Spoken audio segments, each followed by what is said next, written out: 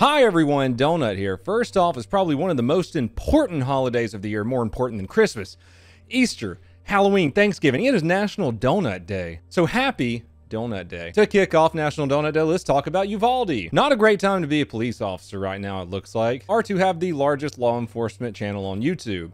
Maybe second largest. I haven't checked lately. I'm coming for you, police activity. A lot of people online, despite me not having said anything about the whole situation in Texas, are talking about me defending the cops when I have not done that at all. I just want there to be more information before we make a big video about it. I'm just trying to figure out what the hell is going on as much as you guys are. And don't worry, Reddit and Twitter users, I've seen all the memes in my DMs from you. The most popular one being, these colors don't run into schools to save dying children. Whew. Before we get into our main video we're going to discuss today, I just wanted to talk about Uvalde a little bit because it has to do with the video we're going to review. But first, a word from our sponsor, the United States Concealed Carry Association. Let's say someone attacks you or a family member and you rightfully shoot them in self-defense. Sad to say, there's a chance you're going to be arrested and drugged through criminal and civil court. The USCCA is basically justifiably shooting people insurance, and it only costs a couple bucks a month depending on what package you choose. They provide a 24/7 team of attorneys, upfront bail bond funding so you don't have to sit in jail, up to $2 million to cover your ass in civil court, and tons of other benefits like self-defense training. Go to uscca.com/donut or click on the link in the description below. On to our story. Here's what I know and what I can find. The Uvalde Chief of Police stated yesterday that more information will be released after the funerals of the children are over. It has also been announced that the Department of Justice is joining the investigation, so hopefully we'll start figuring some more stuff out soon. In the past 4 days, all that they have said is something about the teacher did have the door into the school propped open, but then shut it when she saw the shooter, but it didn't lock properly and he strolled right in. That's like the biggest piece of information that's been released in 4 or 5 days. State police also confirmed that the chief ordered no one to go into the school until TAC units arrived, which is exactly what you don't want to do. They don't say when he ordered this, but some reports state that units were in the school within a couple of minutes of the shooter entering, but then they were met with heavy resistance and backed off, waiting for TAC units to arrive as per the chief's orders. Again, I don't know how much of this is confirmed because state police and the feds have not completed their investigation. No one knows what's going on. I hate it that I get on Twitter and I'm like, hey guys, I want to make a video about this, but I need more information to come out. And they're like, oh, you're just defending them. That doesn't mean I'm defending them. It means I'm not a fucking idiot. If you would like a decent summary of what has happened the past week in Uvalde, a pretty good article was released by a local San Antonio news station. I'll link it below. It's called "In Battered Uvalde, Where a Police Chief is in Hiding, Grief Gives Way to Calls for Accountability." If you didn't know, there is a difference between barricaded suspect and active shooter, and there are different ways to handle each one of those situations. Barricaded suspect, as the name implies, is someone who has barricaded themselves in somewhere, even if they just closed their bathroom door and locked it, and they might have a hostage or hostages. Those are handled differently. That's usually when you back out, call the TAC teams, negotiate with them to release the hostages. Active shooter situation, as the name implies, is there's someone actively shooting people, like kids. What I'm kind of thinking is happened in Uvalde, again, not defending anyone, it could have been a gigantic game of the telephone game. Although they've gone through some active shooter training, it's a tiny police department.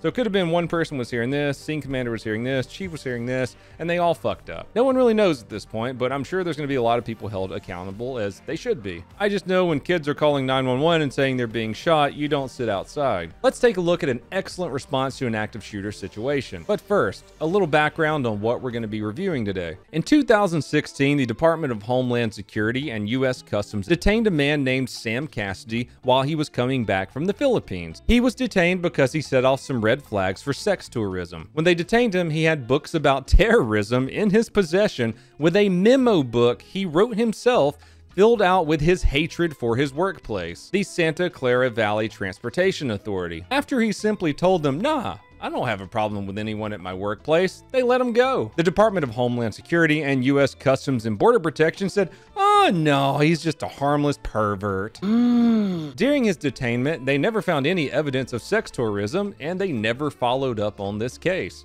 Let's fast forward a couple of years. May 2021, San Jose, California.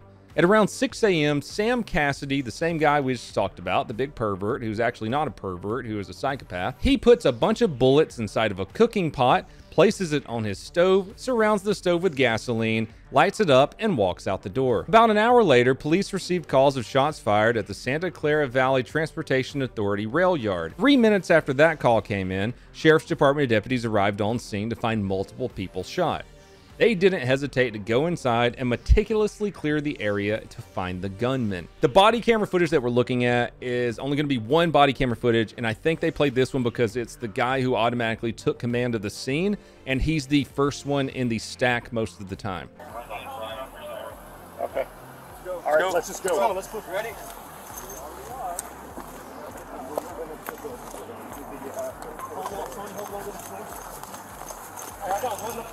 Yeah, I got that white hat. Get the door here.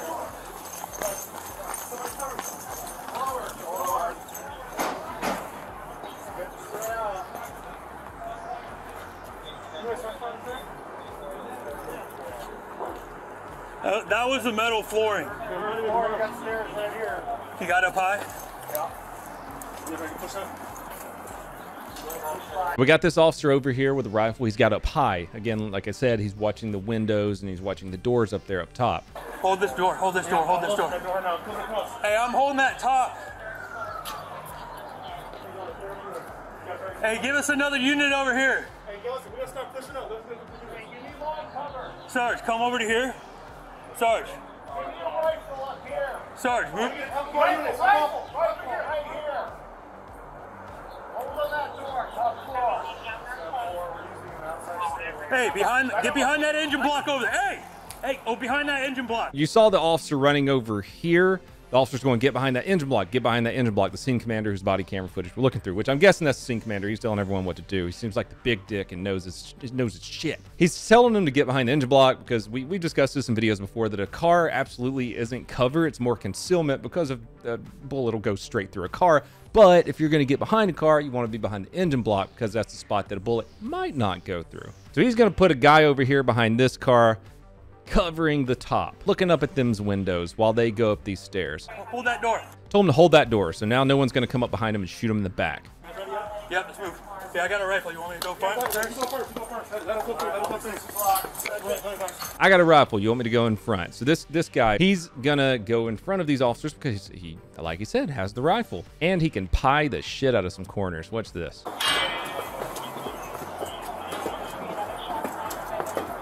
So on our radio, we're getting more shots fired. All right, we're good. We gotta take this smart.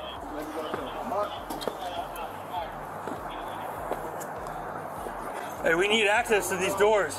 So he's saying we need access to these doors. Some other report that I read about the Uvalde shooting the other day was the officers who initially went into the school couldn't get into the classrooms that the shooter was in because they had to wait for a janitor or some other faculty to bring them the keys. When they couldn't get the keys and they started getting shot at, that's when they retreated. Again, we don't know this officially, but that can be a huge problem in these active shooter situations, is not being able to get into some of these doors because you're supposed to run in and try to find the problem, so you're not usually carrying a bunch of breaching gear with you like a SWAT team would when they're executing a search warrant. It's layers of problems upon layers upon layers. Another fire shot down here.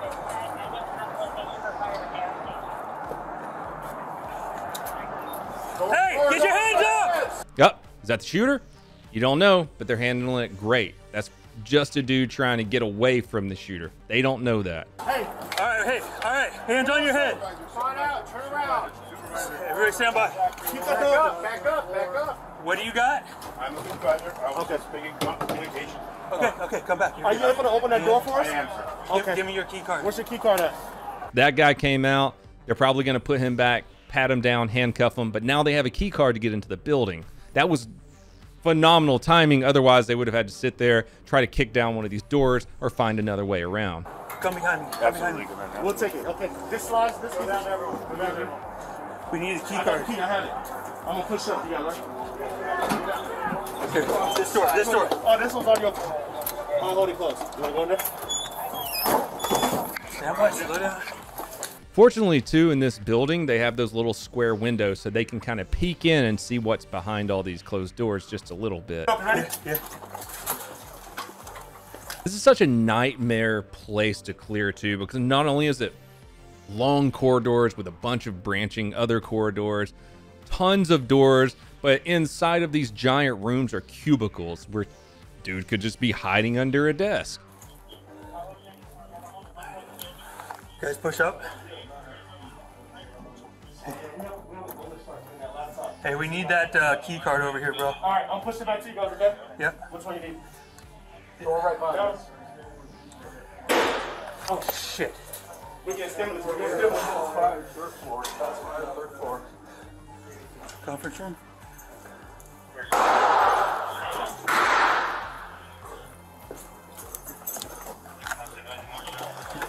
Hey, okay.